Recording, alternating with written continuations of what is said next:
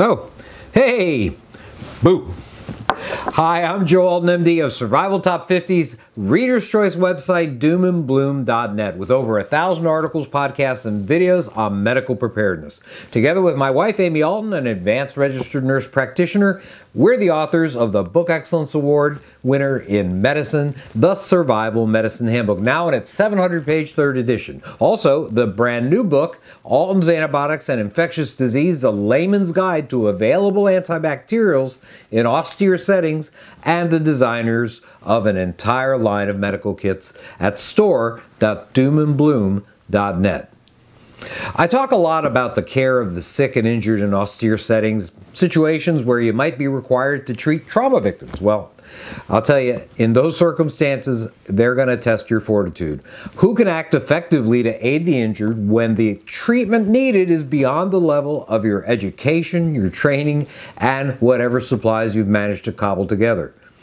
Whether you're a physician, a nurse, a paramedic, or just an average citizen thrust into the role of medical asset due to some disaster, there'll be situations off the grid where you're going to have to adapt and use basic techniques and equipment more primitive than what was used before when all was well. After a major disaster, a survival community has to be prepared to function on its own without a reliable source of resupply. A survival field hospital can be compared to a civilian hospital that's been isolated due to, say, being located in an area of armed conflict. In these situations, resupply is questionable or, more probably, non-existent. Unlike military field hospitals in times of war, a part of a giant network of advanced air and ground logistics, a survival group's medical tent is going to have to deal with much more than just trauma. It is a clinic, it is an operating room, it is an obstetric ward, an epidemic sick room, and much, much more. This means that medical personnel in austere scenarios must have a broad understanding of procedures, therapies, and medication management for a huge number of medical and even dental issues. When the medicine runs out, and it will eventually run out, the medic must have an idea of what plants in the local area may have medicinal properties. For example, salicin. Salicin is a chemical compound produced in the underbark of willow trees as well as some aspens and poplars. It is the historical source of the first aspirin, the first pharmaceutical ever manufactured.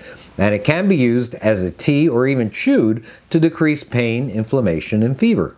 It's knowledge of these natural remedies that was, in the 19th century, considered, believe it or not, conventional medicine.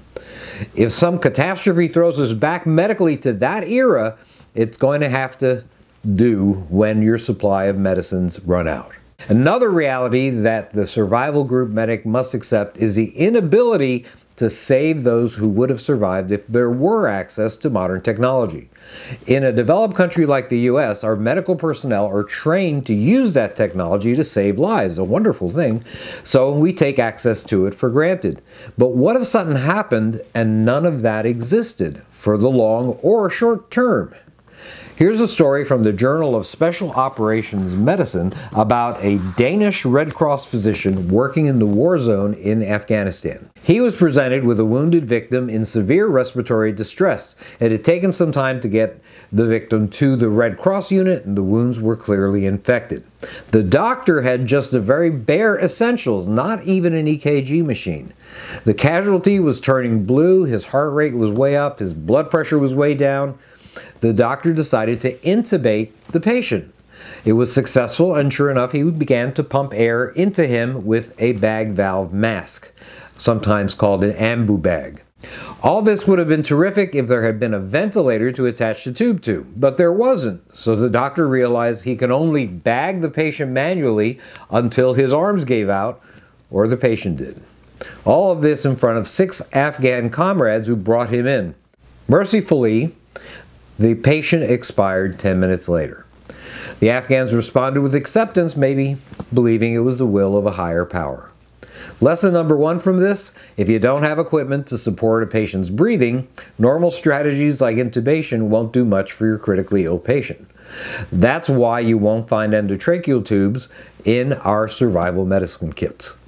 Lesson 2: those raised in austere settings are more accepting of losses perhaps much more than we would be if a disaster thrust us in the same situation. If the you-know-what hits the fan long term, there will be a lot of suffering, especially at first, but much like our ancestors, eventually we will accept the frailty of human existence. And that may help us move on, and perhaps that will increase a community's chance for survival in the face of adversity. This is Joe Alton, MD, wishing you the best of health in good times or bad. Thanks for watching. Hey, don't forget to fill those holes in your medical storage by checking out Nurse Amy's entire line of grab-and-go medical kits, books, and more at store.doomandbloom.net. That's store.doomandbloom.net. Thanks again.